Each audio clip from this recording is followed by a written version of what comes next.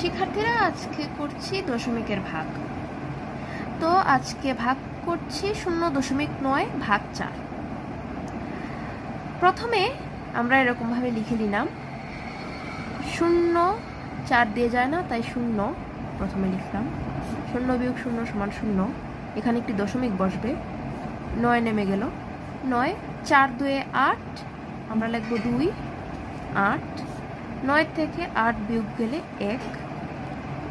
এরপরে আমরা এখানে আরেকটি 0 বসাবো, কারণ দশমিকের পরে পূর্ণ সংখ্যার পরে যতগুলো 0 বসানো যায় সমস্যা নেই। এটা 0 বসলো। তাহলে আবার 4 2 8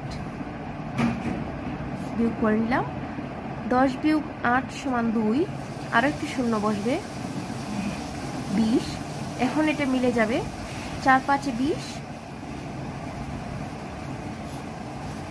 এটি হলো উত্তর।